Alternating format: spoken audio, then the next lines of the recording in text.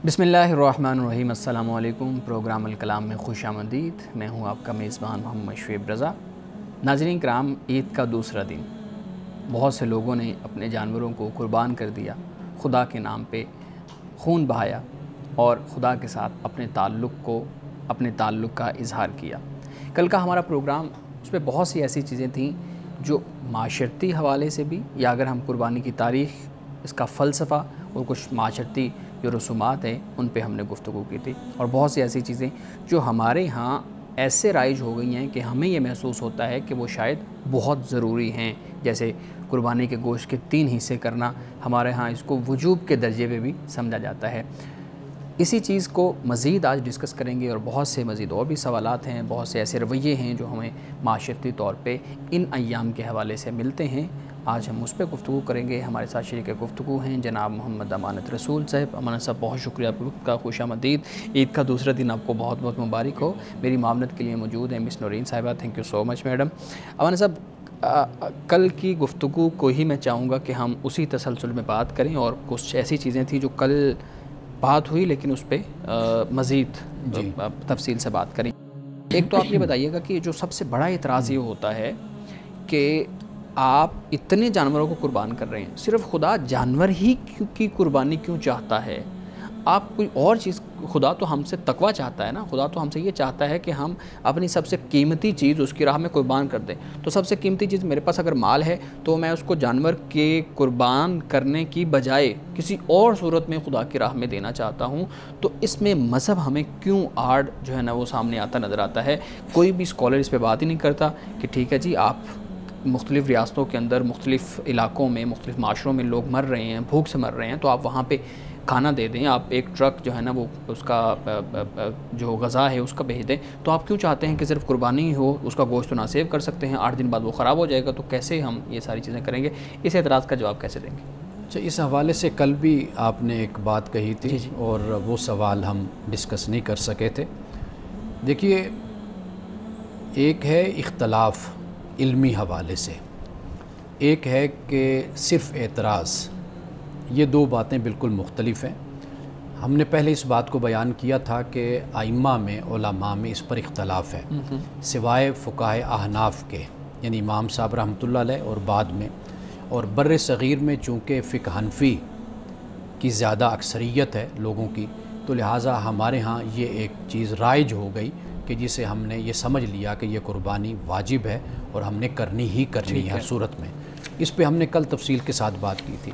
लेकिन बाकी आइम्मा का नुक्ता नज़र मैंने बताया कि भाई वो सिर्फ़ इसको सुन्नत करार देते हैं, यानी एक पसंदीदा अमल है, अच्छा अमल है, आप हिम्मत रखते हैं, इस्तिताअत रखते हैं, करना चाहते हैं तो आप ज़रूर करें, इसका सवाब है।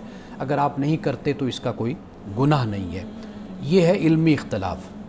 एक चीज़ है वैसे एतराज़, ये मुख्तलिफ़ बात हो जाती है, यानी ऐसे ही एतराज़ उठा देना। जब आप एतराज़ को देखेंगे ना तो फिर उसके जवाबात की कई सूरतें बन जाती हैं। जी। एक तो होता है इल्तिज़ामी जवाब। इल्तिज़ामी जवाब की ये सूरत होती है कि आप ये कहें कि जी आप 1.5-2 लाख का मोबाइल आपके हाथ में, आप इसको बेचें, बेच के कूलर लगवा दें। आप जहाँ पर फ़लस्तीन के मुसलमानों का मसला है, सोमालिया के हैं लोग, इथोपिया के हैं, वहाँ पर अपने जो पैसे हैं आप वहाँ पर भेज दें। एक तो इल्तिज़ामी जवाब होता है, लेकिन मेरा वो मजाज नहीं है कि इस तरीके से मैं जवाब दूँ। जी।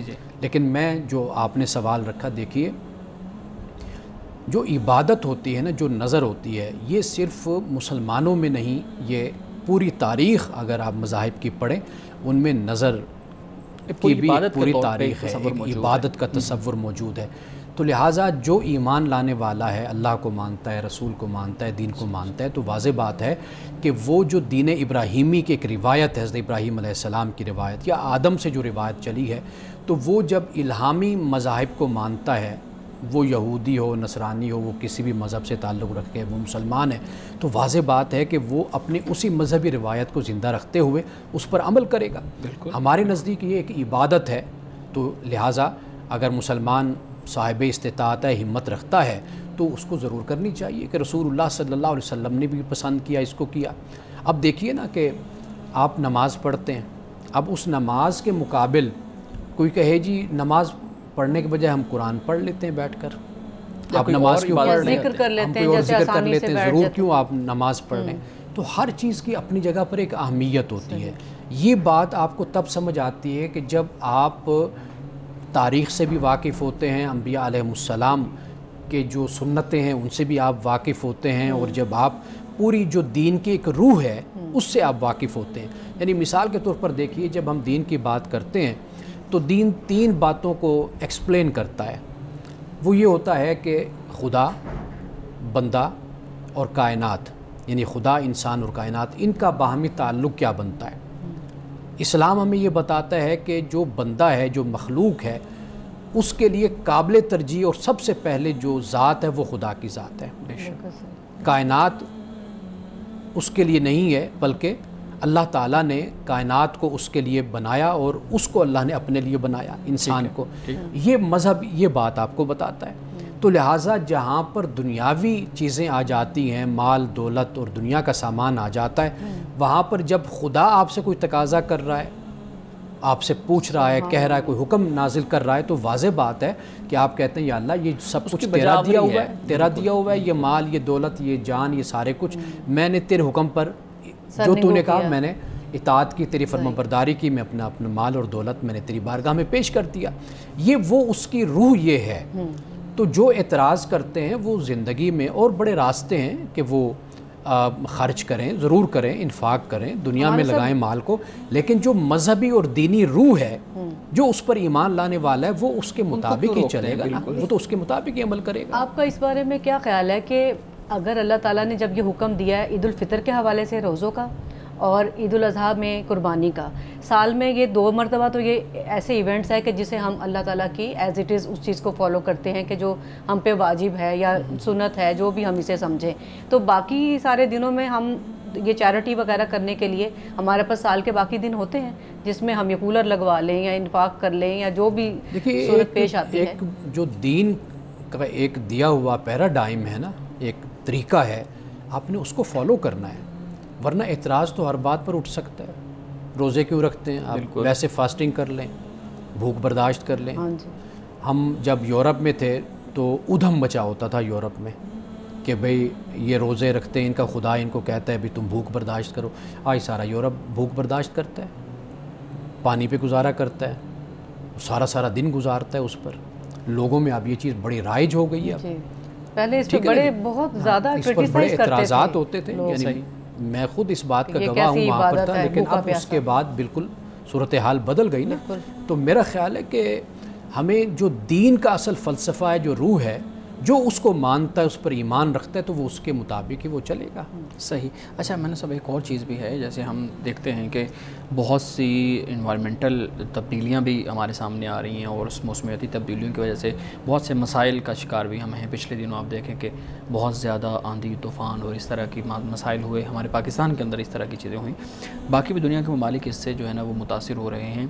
اب ایک یہ چیز بھی آ رہی ہے کہ اتنی بڑی لیول پہ جانوروں کی قربانی اور پھر ان کا جو ان کی باقیات ہیں ان کو تلف کیا جائے گا, پھر خون ہے, اور پھر گلی بازاروں میں یہ سب کچھ جو ہو رہا ہے, اس کی بجائے ایسا نہیں ہونا چاہیے کہ 2 سال کے لیے یا 3 سال کے لیے, 1 سال کے لیے سربراہ ریاست یہ اعلان کر دے کہ ہم آپ سب کی طرف سے قربانی کریں گے, کیونکہ سربراہ پہ جو ضروری ہے قربانی, اگر آپ اس کو واجب بھی سمجھتے ہیں تو انہوں نے کر دی ہے, ہم نہیں کرتے, یعنی پبلک نہیں کرتی, تو وہ سارا پیسہ کسی ایسی جگہ پہ انویسٹ کیا جا سکتا ہے جو ملک کی معیشت کے لیے, ہماری آمدنی کے لیے بہتر ثابت ہو سکتا ہے. تو آپ اس پہ کیا آپ کی رائے ہے؟ دیکھیے ان مسائل پہ نا ایک اجماع کی صورت ہوتی ہے, اجتہاد کیا جاتا ہے, اجماع کی صورت پیدا کی جاتی ہے. یعنی آپ کے ملک میں اگر ایسا مسئلہ ہے, ماحول کی آلودگی کا معاملہ ہے, دیگر مسائل ہیں, تو معاشی طور پر بھی بہت سے مسائل ہیں, تو وہاں پر پھر علماء ہیں, اسکالرز ہیں, فقہا ہیں, ان کے ساتھ ایک رائے قائم کی جاتی ہے, ایک رائے عامہ ہموار کی جاتی ہے. ورنہ اگر آپ اس طرح کے فتوے دیں گے یا کوئی اس طرح کی صورت بنے گی تو وہاں پر پھر ایک بے چینی اور اضطراب کی صورت بن جاتی ہے نا, بجائے اس کے کہ آپ تعمیر کی طرف جائیں, آپ بھلائی کی طرف جائیں, وہاں پر آپ کے لیے بہت سے مسائل پیدا ہونا شروع ہو جاتے ہیں. مراکش کے حکمران اور بادشاہ کے حوالے سے یہ خبر ہمارے سامنے آئی ہے کہ انہوں نے لوگوں سے کہا ہے, لیکن آپ دیکھیں کہ وہاں پر بھی جو خبر میں ہے وہ یہ ہے کہ عوام میں ایک اضطراب سا پیدا ہو گیا, بے چینی سی پیدا ہو گئی اپنے بادشاہ کے خلاف. تو لہٰذا کوئی اس طرح کا معاملہ ہوتا ہے کہ جو مسلمانوں میں رائج ہے، وہاں پر بہترین طریقہ یہی ہوتا ہے کہ علماء کے ساتھ بات کی جائے، فقہا کے ساتھ بات کی جائے، تو پھر مل جل کر ایک رائے عامہ کو ہموار کیا جائے، تو اس طریقے سے اس مسئلے کو حل کیا جائے۔ صحیح۔ ناظرین کرام، گفتگو ابھی جاری ہے، یہاں وقت ہوا چاہتا ہے ایک بریک کا، ہمارے ساتھ رہیے گا۔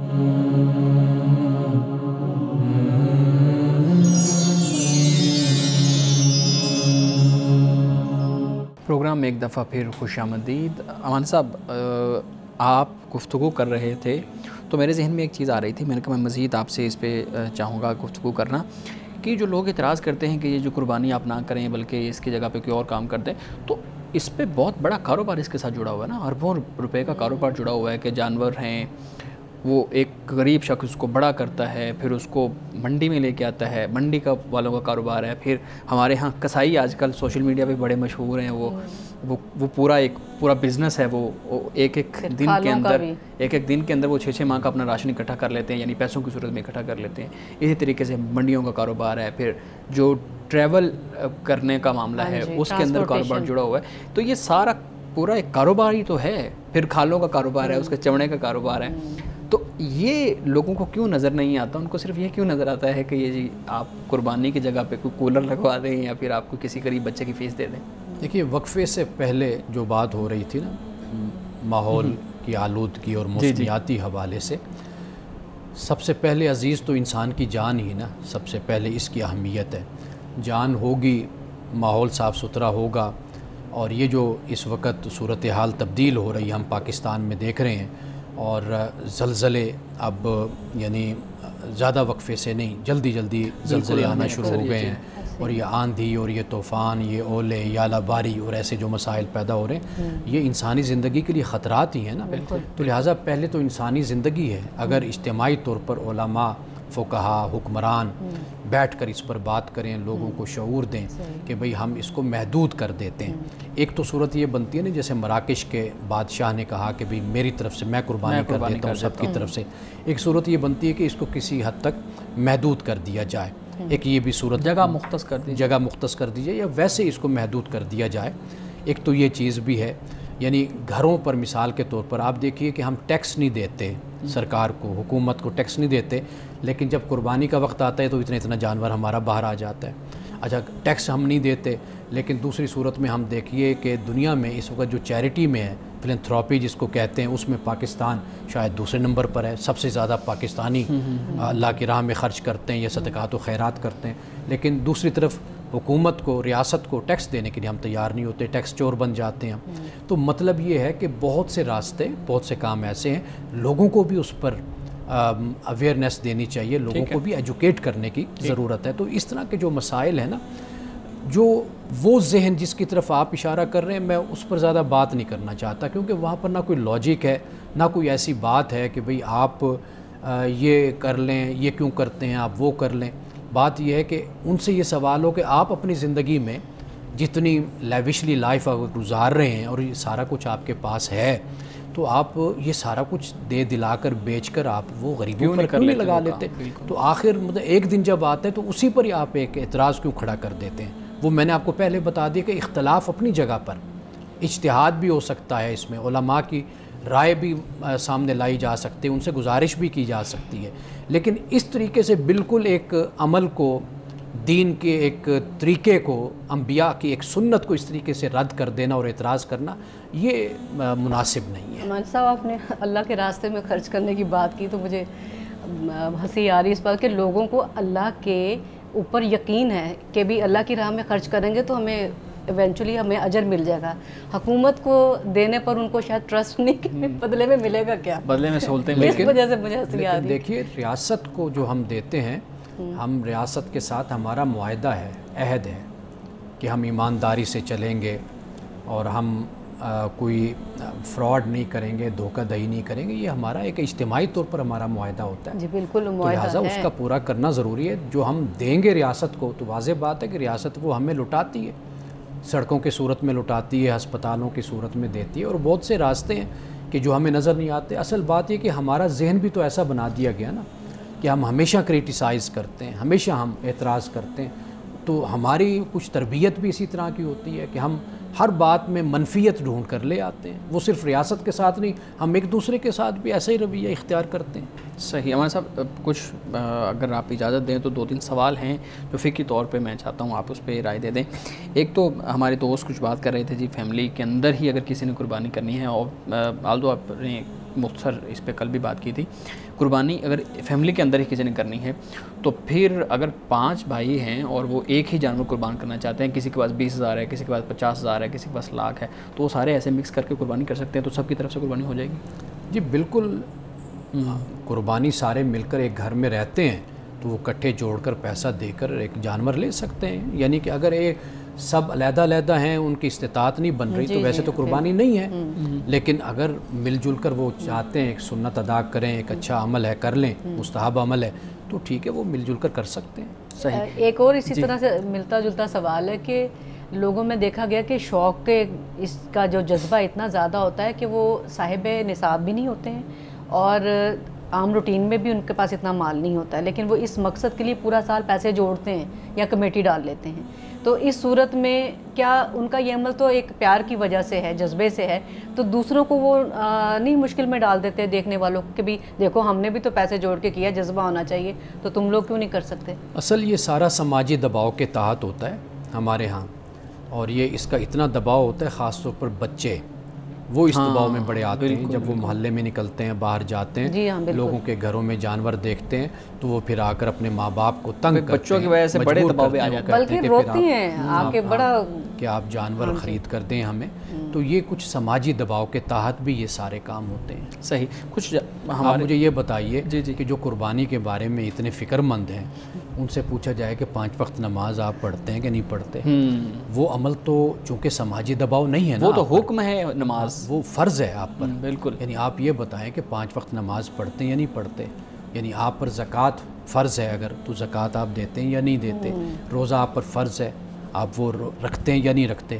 چونکہ یہ چیز نظر آ رہی ہے قربانی, تو یہاں پر ذرا زیادہ سماجی دباؤ بڑھ جاتا ہے, اس کی وجہ سے قربانی کرنی پڑ جاتی ہے. مانا صاحب جن گھروں میں قربانی نہیں ہوتی ہے وہ گھر یعنی والدین اپنے چھوٹے بچوں کو کس طرح قائل کریں, کیونکہ وہ تو بضد ہوتے ہیں بھی ہم کیوں نہیں کر رہے, وہ تو بس ایک ان کے ایک نزدیک ایک کہانی ہے نا یہ کہ ہمارے گھر میں بھی ہونا چاہیے, یہ ایک اچھا عمل ہے, باقیوں کے گھروں میں ان کو کیسے ماں باپ کیسے ٹریٹ کریں؟ جب بچوں کو آپ تربیت دیں گے نا دین کے معاملے میں, آپ بتائیں گے کہ یہ چیز فرض ہے, لازم ہے, یہ کرنا ہے, یہ ہم اگر اس کا ہمیں اختیار آپشن حاصل ہے کہ اگر ہم نہ بھی کریں تو ہم پر کوئی گناہ نہیں ہے, تو لہٰذا ہم تو اللہ کے حکم کے پابند ہیں, دین جو ہمیں تعلیم دیتا ہے ہم اس کے پابند ہیں. بچوں کو اس کا شعور دیا جائے, ان کو بتایا جائے.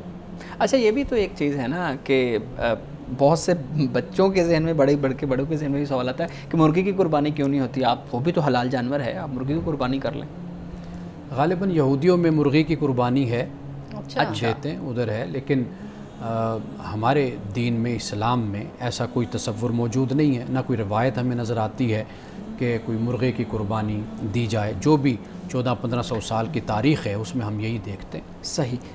کچھ گوشت یعنی آپ یوں کہہ لیجئے کہ جسے قرآن پاک نے کہا نا کہ 4 قسم کے جانور جیسے ہو جاتے ہیں, یعنی دمبا ہے, بکری ہے, یعنی یہ صنف ہو گئی, اور پھر اونٹ ہے, گائے ہے, یہ 4 ہیں جن کو بیان کیا گیا. صحیح. کچھ گوشت کے اندر کچھ اعضاء ایسے ہوتے ہیں جن کے بارے میں کھانے نہ کھانے کے اوپر بڑی بحث ہوتی ہے. ہمارے ہاں بھی جیسے ہی آج جب تو عید کے ایام چل رہے ہیں, اس سے پہلے بھی ہم نے دیکھا ہے کہ بہت بحث ہوتی ہے, یہ کھانا چاہیے, یہ نہیں کھانا چاہیے, جیسے اوجڑی ہے, پھر وہ تلی ہے, پھر اس طرح سے مختلف چیزیں ہیں. تو بتایا جاتا ہے کہ احادیث کے اندر 7 چیزوں کا ذکر ہمیں ملتا ہے, کہیں پہ 14 چیزوں کا ذکر ہمیں ملتا ہے جو روایات ہمارے ہاں بیان کی جاتی ہیں. آپ کی اس پہ کیا رائے ہے؟ دیکھیے فقہا نے اس کو بیان کیا ہے, احادیث رسول صلی اللہ علیہ وسلم میں بھی اس کا بیان اگر ہوا ہے تو وہ صرف اس حد تک ہے کہ کراہت ہے. جیسے یعنی اگر اس کو اچھے طریقے سے دھویا جاتا ہے, بنایا جاتا ہے, تو اس کے کھانے میں کوئی حرج نہیں ہے, وہ حلال اور جائز ہے. اور جو بیان کیا گیا وہ صرف اس کی گندگی اور غلاظت کی وجہ سے. آپ کو اشارہ اوجڑی کی طرف ہے, یعنی اوجڑی ہے یا کچھ اور بھی ہو, لیکن یہ ہے کہ وہ سب کچھ جو اعضاء ہیں وہ حلال ہیں, جائز ہیں. ناپسندگی کی بنیاد پہ جو حرام ہے نا, حرام وہ یہ جو قرآن پاک نے بیان کر دیا. باقی بہت سی چیزیں ایسی ہوتی ہیں کہ جو طبی طور پر بھی ہوتی ہیں، یعنی ہم نے زندگی میں کبھی اس چیز کو نہیں دیکھا، ملان نہیں ہوتا اس کے، یعنی طبعی طور پر ہماری طبیعت اس کو نہیں پسند کرتی۔ کئی چیزیں ایسی ہوتی ہیں جو قومی سطح کی ہوتی ہیں، یعنی ہم چائنا کو دیکھتے ہیں کہ وہاں پر بہت کچھ ایسا چل رہا ہوتا ہے، لوگ وہ کھاتے ہیں، لیکن ہمارے ہاں وہ چیزیں ہم نے کبھی نہیں دیکھی تو ہم اس کو پسند نہیں کرتے، ہمیں کراہت ہوتی ہے۔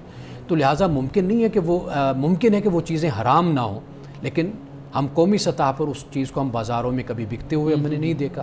کبھی اسٹیٹس کی بات بھی ہوتی ہے، یہ ایک انسان کی کلاس ہوتی ہے، وہاں پر بھی انسان ایک چیز کو پسند نہیں کرتا۔ تو یہ جو انسان کا مزاج ہے طبی یا قومی یا انسان کا ایک اسٹیٹس اور ایک لیول، یہ چیزیں جو ان سی ہوتی، اس کی بنیاد پر کوئی چیز حرام نہیں ہوتی۔ حرام وہی ہے جو قرآن پاک نے جس کو حرام کرا دیا، واضح کر دیا ہے۔ ناظرین کرام، گفتگو ابھی جاری ہے، یہاں وقت ہوا چاہتا ہے ایک بریک کا، ہمارے ساتھ رہیں۔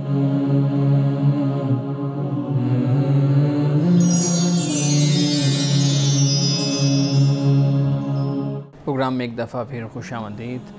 امانہ صاحب، لوگوں نے کل کے دن بھی بڑی تعداد میں قربانیاں کی، جانوروں کو قربان کیا، آج کے دن بھی لوگ کر رہے ہیں، اور ہم نے دیکھا ہے کہ اگر ہم تھوڑا گاؤں کے ایریاز میں نکل جائیں یا شہر کے ایک سائڈ پہ ایریاز میں جو ہیں وہاں پہ نکل جائیں تو ہم نے دیکھا ہے کہ گلیوں کے اندر لوگوں نے جانوروں کو قربان کیا ہوا ہے، خون وہاں پہ بہا ہوا ہے، خون پڑا ہوا ہے، جو علائشیں ہیں، جو باقیات ہیں وہ وہاں پڑی ہوئی ہیں۔ ایک ایسی جگہ جہاں پہ لوگ کوڑا پھینکتے ہیں وہاں پہ وہ علائشیں پڑی ہوئی ہیں۔ اب اس سے پھر کیا ہو رہا ہے، اس سے جراثیم بھی پیدا ہو رہے ہیں، لوگوں کی طبیعتیں بھی اس سے خراب ہو رہی ہیں، اور بہت ایک عجیب سا ماحول ہے، اور ہم نے دیکھا ہے کہ کئی دن تک یہ سلسلہ وہ گند والا چلتا رہتا ہے۔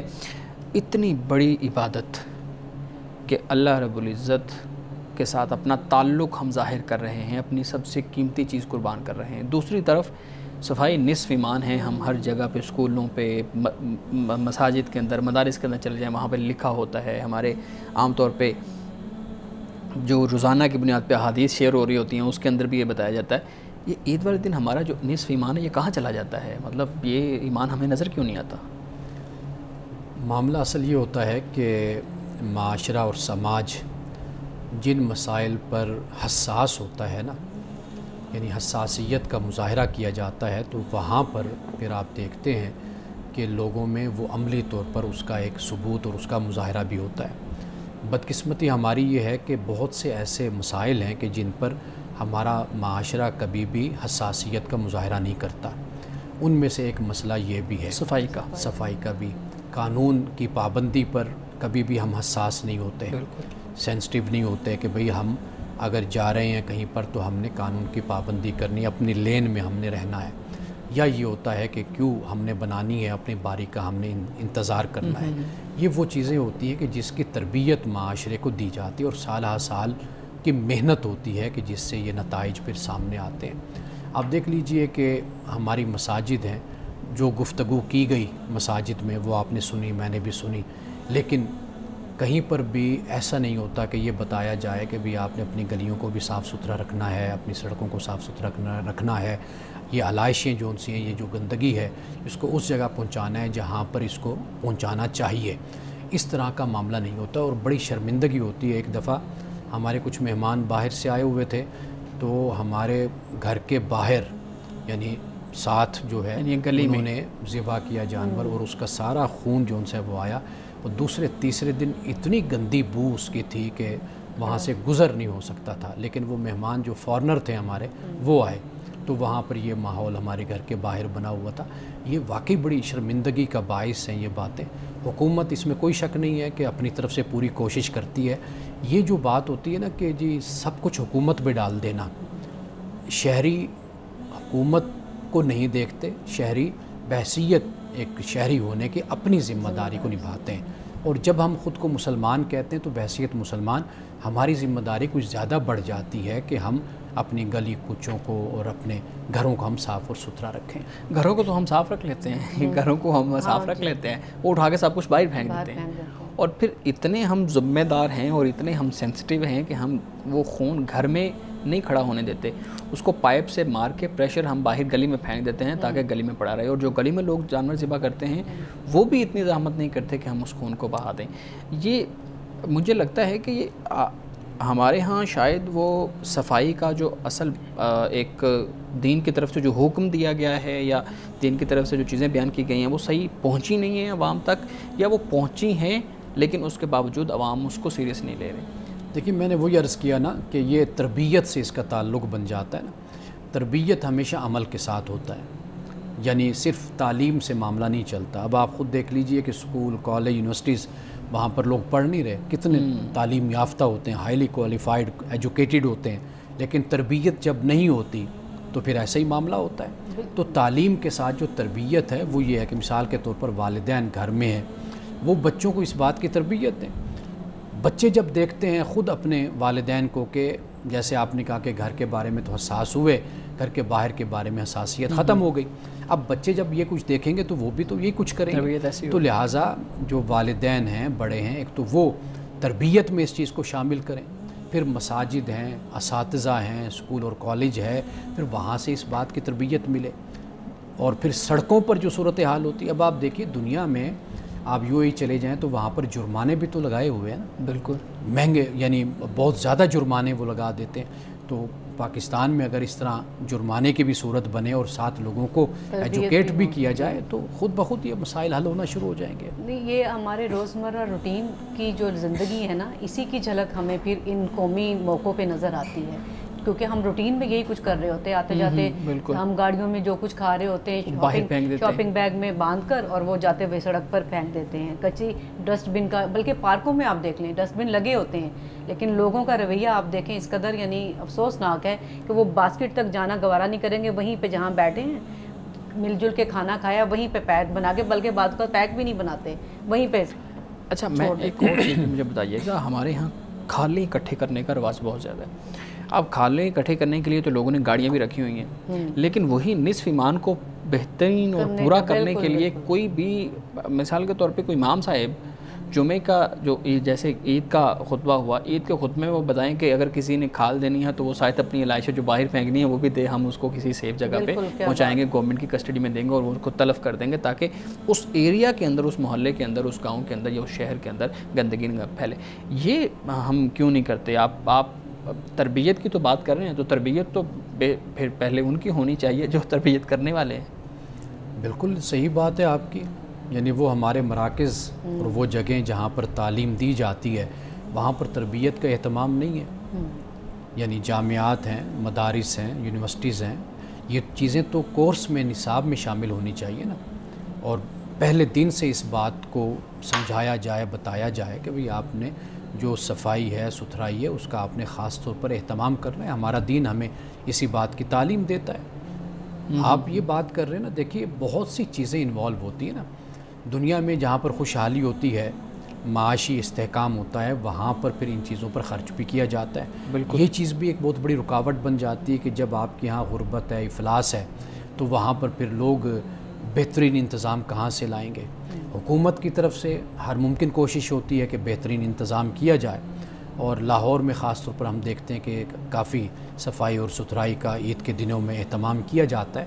لیکن بہرحال صرف حکومت اکیلی تو کچھ نہیں کر سکتی نا, شہری جو ہیں, لوگ جو ان سے, ان کا بھی ایک بڑا اہم کردار ہوتا ہے. بہرحال یہ بہت اچھا پلیٹ فارم ہے کہ آپ کے ذریعے یہ پیغام, جیسے صفائی کا ٹاپک ہم نے چھیڑا ہے, تو لوگوں کو پیغام لازم و ملزوم, جیسے قربانی ہے تو قربانی کی علائش کو اٹھانا اسی طرح مطلب ثواب اور اجر کا باعث ہے. اب تو گورنمنٹ نے بھی کافی سہولتیں دے دی ہیں کہ وہ آپ کے ایک ایریا کے اندر وہ گاڑی آ رہی ہے, وہ اٹھا رہی ہے, اور صرف آپ کی ذمہ داری یہ ہے کہ ان تک آپ نے پہنچانا ہے, ان کے سامنے لے کے آنا ہے. ناظرین کرام, یہاں وقت ہوا چاہتا ہے ایک بریک کا, ہمارے ساتھ رہے.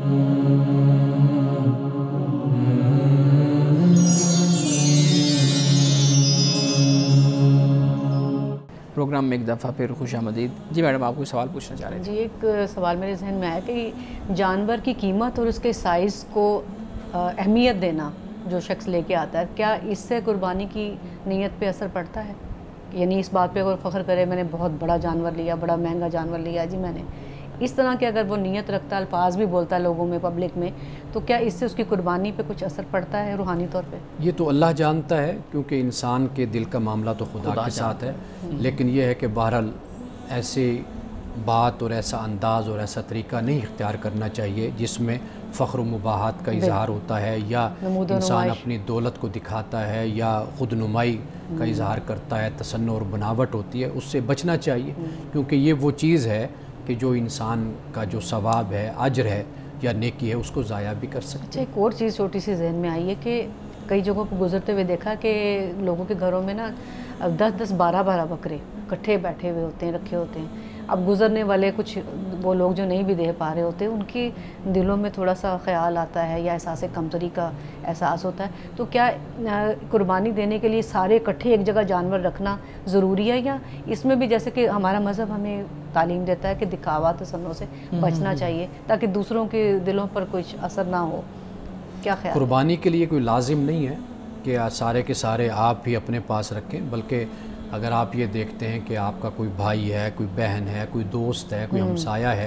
کہ جو قربانی نہیں کر رہا، تو آپ اپنا بکرا، آپ کے پاس 2 ہیں 3 ہیں، تو جا کر آپ اپنے بھائی کو دے دیں، اپنی بہن کو دے دیں. آپ قیمت ادا کر کے کسی کو دے دیں، وہ ذبح کر دیں، تو وہ ذبح کر دیں. تو ثواب تو اللہ نے دینا ہے نا، بکرے نے تو نہیں دینا کچھ. بالکل جب آپ اس کو ذبح کر رہے ہیں تو وہ ان کے دل بھی خوش ہو جائیں گے، ان کے بچے بھی خوش ہو جائیں گے. ہم معاشرتی رویوں پہ بات کر رہے ہیں، بار بار ہم مختلف معاشرتی رویوں پہ بات کر رہے ہیں. ایک اور رویہ بہت اہم، ہمارے ہاں قربانی تو کی جاتی ہے اور کسائی صاحب آ کے قربان کر جاتے ہیں، اور اس کے بعد پھر جو گھر کی خواتین ہوتی ہیں ان کا جو معاملہ ہوتا ہے وہ دیکھنے والا ہوتا ہے کہ انہوں نے پھر اس گوشت کو صاف کرنا ہے، بنانا ہے، پھر برتن دھونے ہیں، اور پھر جو ہم جیسے مرد صاحبان ہوتے ہیں وہ گوشت کھا کے تو پھر ریسٹ کرنا شروع کر دیتے ہیں. یہ جو رویہ ہے ہمارے ہاں کہ خواتین اس عید کے اوپر، کبھی خواتین کو بھی جو ہے نا وہ ان کا بھی انٹرویو اس طرح کیا جائے نا کہ آپ بتائیں کہ عید والے دن آپ کیا چاہتی ہیں، تو وہ میرے خیال میں یہی کہیں کہ بھائی ہم وہ کام کر لیں کہ جو مرد کر رہے ہیں. تو یہ گھر کے جو معاملے، اچھا اس میں رسول اللہ صلی اللہ علیہ وسلم کا جو سیرت ہے وہ ہمیں کیا درس دیتی ہے کہ خواتین کے ساتھ آج کے دن ہمیں کس طرح کا رویہ رکھنا چاہیے؟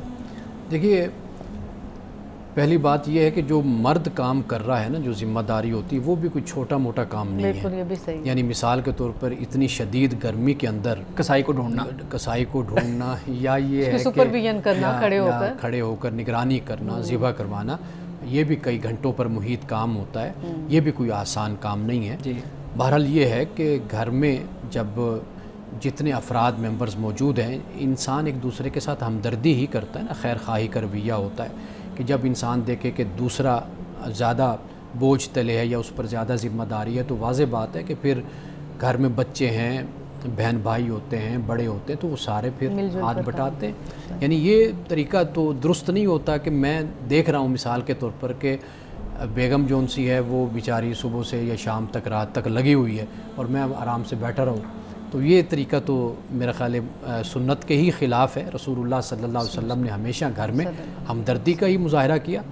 آپ صلی اللہ علیہ وسلم کے بارے میں شاید میں پہلے بھی یہ بات بیان کر چکا کہ مجھے کوئی ایسی حدیث نہیں ملتی کہ رسول اللہ نے اپنا کام کسی سے کہا ہو کہ مجھے پانی پلا دو. آپ نے خود ہی اٹھ کر ہمیشہ پانی پیا، اپنے کام آپ نے خود کیے. آخری حد تک آپ کی یہی کوشش ہوتی تھی. اگر کوئی زبردستی، کوئی ادباً، کوئی احتراماً کچھ کرتا تو وہ ایک علیحدہ بات تھی، لیکن آپ خود اپنے کام تقاضا نہیں کیا. یہ تو گھر میں جب انسان ہوتا ہے نا تو یہ دوسرے کا احساس ہوتا ہے. انسان دیکھتا ہے، جب آپ یہ دیکھتے ہیں کہ بھئی ایک خاتون ہے کچن میں کھڑی ہوئی ہے اور صبح سے لے کر شام تک اب مختلف ڈشیں تیار ہو رہی ہیں، اب مہمانوں نے آنا ہے، اب یہ ہو رہا ہے وہ ہو رہا ہے، تو واضح بات ہے کہ جو مزے سے بیٹھے ہوئے ہیں 3-4 مرد ہیں، بچے بھی ہیں، تو ان کو چاہیے کہ وہ اٹھ کر ہاتھ بٹائیں، جس حد تک ہو سکے وہ ضرور ہیلپ کریں. حدیث مبارکہ بیان کیجئے. صحیح مسلم کی یہ حدیث ہے. رسول اللہ صلی اللہ علیہ وسلم نے فرمایا کہ ان اللہ لا ينظر الى صورکم واموالکم، کہ اللہ سبحانہ وتعالی تمہاری صورتوں کو اور تمہارے اموال کو یعنی مال و دولت کو نہیں دیکھتا، ولکن ينظر الى قلوبکم واعمالکم، اللہ تمہارے دلوں کو اور تمہارے اعمال کو دیکھتا ہے. یعنی صورت کیسی ہے اور مال کیا ہے جو تم نے خرچ کیا یہ اہم نہیں ہے. اصل بات کیا ہے؟ وہ یہ ہے کہ تمہارے دل میں تقویٰ ہونا چاہیے اور تمہارے اعمال اخلاص کی بنیاد پر ہونے چاہیے. ناظرین کرام، اس دعا کے ساتھ اپنے پروگرام کا اختتام کریں گے. اللہ رب العزت حسن کلام اور تاثیر کلام عطا فرمائی، ہماری زبان کی گروں کو کھول دے اور سننے والوں تک خیر کا پیغام پہنچے. اجازت دیجیے، خدا حافظ.